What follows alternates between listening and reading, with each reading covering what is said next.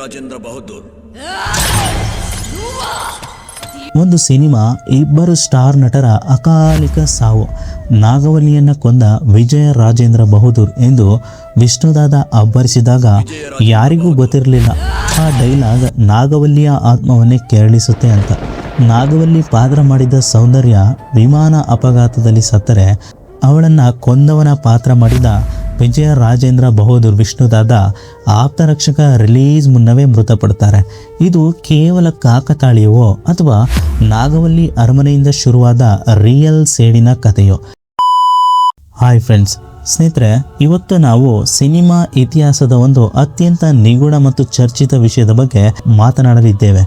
10 ದಶಕಗಳ ಕಾಲ ಕನ್ನಡ ಚಿತ್ರರಂಗವನ್ನು ಆಳಿದ ಸಾಹಸಸಿಂಹ ವಿಷ್ಣುವರ್ಧನ್ ಮತ್ತು ಸೌಂದರ್ಯ ಅವರ ನಟನೆಯ ಆಪ್ತ ಮಿತ್ರ ಇವತ್ತಿಗೂ ಒಂದು ಮಾಸ್ಟರ್ ಪೀಸ್. ಆದರೆ ಆ ಚಿತ್ರದ ನಂತರ ನಡೆದ ಘಟನೆಗಳು ಮಾತ್ರ ಇಡೀ ಗಾಂಧಿನಗರವನ್ನೇ ಬೆಚ್ಚಿ ಬೀಳಿಸಿತ್ತು. ನಾಗವಲ್ಲಿ ಎಂಬ ಶಾಪಗ್ರಸ್ತ ಪಾತ್ರಕ್ಕೆ ಜೀವ ತುಂಬಿದ ಈ ಇಬ್ಬರು ಕಲಾವಿದರು ಅತಿ ಕಡಿಮೆ ಅವಧಿಯಲ್ಲಿ ನಮ್ಮನ್ನು ಅಗಲಿದು ವಿಧಿಯ ಆಟವೋ ಅಥವಾ ಆ ಅರಮನೆಯಲ್ಲಿ ಇಂದಿಗೂ ಸುಳಿದಾಡುತ್ತಿರುವ ನಾಗವಲ್ಲಿ ಆತ್ಮದ ಸೇಡು. ಇಲ್ಲೊಂದು ಸಮಸ್ಯೆ ಖಂಡಿತ ಇದೆ. ನಾಗವಲ್ಲಿಯನ್ನ ಕೊಂದ ವಿಜಯ ರಾಜೇಂದ್ರ ಬಹದ್ದೂರ್ ಎಂದು ಅಬ್ಬರಿಸಿದ ಸಿಂಹದ ಗರ್ಜನೆಗೆ ನಾಗವಲ್ಲಿ ಕೊಟ್ಟ ತಿರುಗೇಟು ಇದು ಎಂದು ಇಂದಿಗೂ ಜನ ನಂಬ್ತಾರೆ. ಹಾಗಾದರೆ ಏನಿದು ಮಿಸ್ಟರಿ? ಸೌಂದರ್ಯ ಅವರ ಸಾವಿನ ಹಿಂದೆ ಆ ನಾಗವಲ್ಲಿ ಆಭರಣಗಳ ಕೈವಾಡವಿತ್ತ? ಗಂಗಾ ನಾನೇ ನಾಗವಲ್ಲಿ ಅಂತ ಅನ್ಕೊಂಡ್ಲು.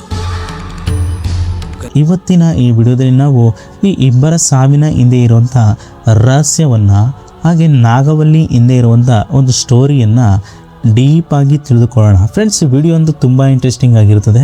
ಹಾಗಾಗಿ ವಿಡಿಯೋವನ್ನು ಎಲ್ಲೂ ಕೂಡ ಸ್ಕಿಪ್ ಮಾಡದೆ ಕೊನೆ ತನಕ ನೋಡಿ.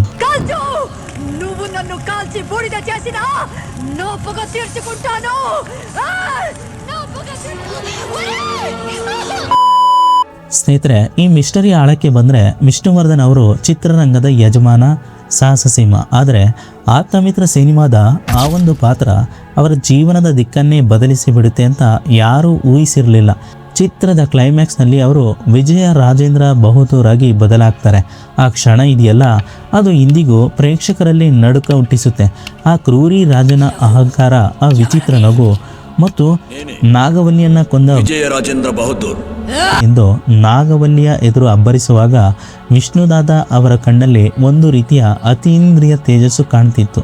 ಸಿನಿಮಾ ಮುಗಿದ ಮೇಲೆ ಸ್ವತಃ ವಿಷ್ಣುವರ್ಧನ್ ಅವರೇ ಹೇಳಿಕೊಂಡಿದ್ರಂತೆ, ಆ ರಾಜನ ವೇಷ ಹಾಕಿದಾಗ ನನ್ನೊಳಗೆ ಯಾವುದೋ ಶಕ್ತಿ ಆವರಿಸಿದಂತೆ ಭಾಸವಾಗುತ್ತಿತ್ತು ಎಂದು. ಇಲ್ಲೇ ನೋಡಿ ಅಸಲಿ ಮಿಸ್ಟರಿ ಶುರುವಾಗೋದು. ಸಿನಿಮಾದಲ್ಲಿ ನಾಗವಲ್ಲಿಯನ್ನ ಕೊಂದವನು ಅದೇ ರಾಜ. ನಿಜ ಜೀವನದಲ್ಲಿ ನಾಗವಲ್ಲಿ ಪಾತ್ರಧಾರಿ ಸೌಂದರ್ಯ ಅವರು ಸಿನಿಮಾ ರಿಲೀಸ್ ಮುನ್ನವೇ ವಿಮಾನ ಅಪಘಾತದಲ್ಲಿ ಅಸುನೀಗಿದ್ರು. ಈತ ವಿಜಯ ರಾಜೇಂದ್ರ ಬಹದ್ದೂರ್ ಪಾತ್ರ ಮಾಡಿದ ವಿಷ್ಣುದಾದ ಅವರಿಗೆ ಚಿತ್ರದ ನಂತರ ಬೆನ್ನು ನೋವು ಮತ್ತು ಆರೋಗ್ಯದ ಸಮಸ್ಯೆಗಳು ತೀವ್ರವಾಗಿ ಕಾಡಲಾರಂಭಿಸಿದವು. ಅದರಲ್ಲೂ ವಿಶೇಷವಾಗಿ ಆಪ್ತರಕ್ಷಕ ಅಂದರೆ ಈ ಕಥೆಯ ಮುಂದುವರಿದ ಭಾಗದ ಶೂಟಿಂಗ್ ಮುಗಿದ ಮೇಲೆ ಅವರು ಸಂಪೂರ್ಣವಾಗಿ ಸುಸ್ತಾಗಿ ಬಿಟ್ಟಿದ್ರು. ಆ ಚಿತ್ರ ಬಿಡುಗಡೆಗೆ ಸಿದ್ಧವಾಗುತ್ತಿರುವಾಗಲೇ ವಿಷ್ಣುದಾದ ಅವರು ಹಠಾತ್ತಾಗಿ ಹೃದಯಾಘಾತದಿಂದ ನಮ್ಮನ್ನು ಅಗಲುತ್ತಾರೆ. ಅಭಿಮಾನಿಗಳು ಮತ್ತು ಜ್ಯೋತಿಷ್ಯ ಶಾಸ್ತ್ರದ ಮೇಲೆ ನಂಬಿಕೆ ಇರುವವರು ಹೇಳುವ ಪ್ರಕಾರ ನಾಗವಲ್ಲಿಯ ಆತ್ಮಕ್ಕೆ ಆ ವಿಜಯ ರಾಜೇಂದ್ರ ಬಹದ್ದೂರ್ ಎಂಬ ಹೆಸರೇ ಆಗುತ್ತಿರಲಿರುವಂತೆ.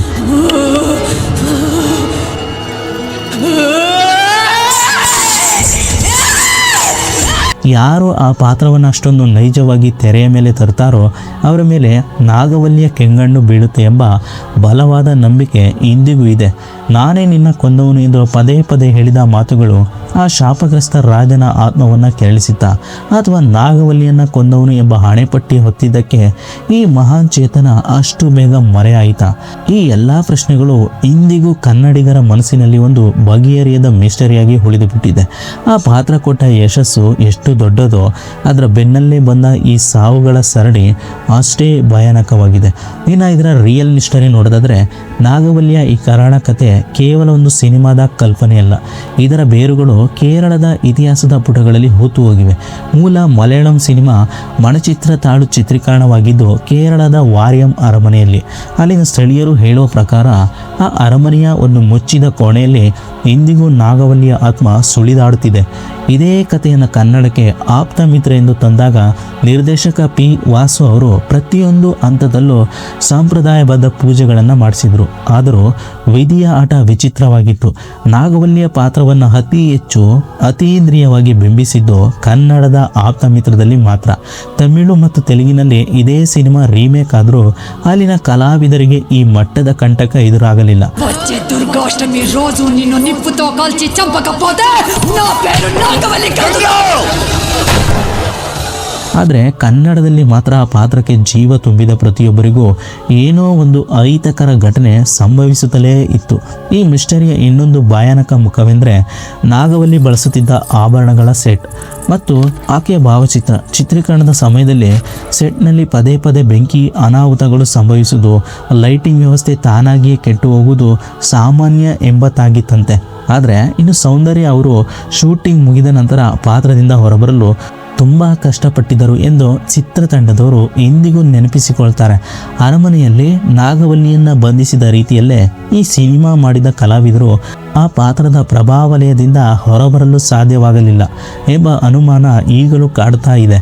ಮನಚಿತ್ರತಾಳು ಸಿನಿಮಾದಲ್ಲಿ ಮಾನಸಿಕ ಆರೋಗ್ಯದ ಮೇಲೆ ಹೆಚ್ಚು ಗಮನ ಕೊಟ್ಟಿದ್ರೆ, ಕನ್ನಡದ ಆಪ್ತ ಮಿತ್ರದಲ್ಲಿ ಆಕೆಯ ಆತ್ಮ ಮತ್ತು ಸೇಡಿಗೆ ಹೆಚ್ಚು ಪ್ರಾಮುಖ್ಯತೆ ನೀಡಲಾಗಿತ್ತು. ಬಹುಶಃ ಇದೇ ಕಾರಣಕ್ಕೆ ಆ ನೆಗೆಟಿವ್ ಎನರ್ಜಿ ಅಥವಾ ಶಕ್ತಿ ಈ ಸಿನಿಮಾ ತಂಡದ ಮೇಲೆ ಹೆಚ್ಚು ಪ್ರಭಾವ ಬೀರಿರಬಹುದು ಎಂದು ನಂಬಲಾಗಿದೆ. ಸೌಂದರ್ಯ ಅವರ ಅಕಾಲಿಕ ಸಾವು ಮತ್ತು ಆನಂತರ ವಿಷ್ಣುದಾದ ಅವರ ಆರೋಗ್ಯದಲ್ಲಾದ ಏರುಪೇರುಗಳನ್ನು ಗಮನಿಸಿದಾಗ ಮನಚಿತ್ರ ತಾಳಿನಿಂದ ಶುರುವಾದ ಈ ರಹಸ್ಯದ ಸುಳಿ ಆಪ್ತ ಮಿತ್ರದಲ್ಲಿ ಒಂದು ಕರಾಳ ಅಂತ್ಯ ಕಂಡಿತು ಎನ್ನುವುದು ಸುಳ್ಳಲ್ಲ. ಇದು ಕೇವಲ ಕಾಕತಾಳೀಯವೋ ಅಥವಾ ಶತಮಾನಗಳ ಹಿಂದಿನ ಆತ್ಮವೊಂದು ಇಂದಿನ ಕಾಲದ ಕಲಾವಿದರ ಮೇಲೆ ತೀರಿಸಿಕೊಂಡ ಸೇಡೋ ಎನ್ನುವುದು ಇಂದಿಗೂ ಯಾರಿಗೂ ತಿಳಿಯದ ರಹಸ್ಯವಾಗಿದೆ. ಇನ್ನು ನಾಗವಲ್ಲಿಯ ಈ ಸೇಡಿನ ಕತೆ ಬಗ್ಗೆ ನೋಡೋದಾದರೆ ನಮಗೆ ಬೆಚ್ಚಿ ಬೀಳಿಸುವ ಸಂಗತಿಗಳು ಎದುರಾಗ್ತವೆ. ವಿಜ್ಞಾನದ ಪ್ರಕಾರ ವಿಮಾನ ಅಪಘಾತವಾಗಲಿ ಅಥವಾ ಹೃದಯಾಘಾತವಾಗಲಿ ಕಾಕತಾಳಿ ಇರಬಹುದು. ಆದರೆ ಜನರ ನಂಬಿಕೆಯ ಪ್ರಕಾರ ಇದು ಪಕ್ಕಾ ನಾಗವಲ್ಲಿಯ ಸ್ಕೆಚ್. ಯಾಕಂದರೆ ನಾಗವಲ್ಲಿ ಕೇವಲ ಒಂದು ಪಾತ್ರವಾಗಿ ಉಳಿಯಲಿಲ್ಲ, ಅದೊಂದು ಎಮೋಷನ್ ಆಗಿ ಬದಲಾಗಿತ್ತು.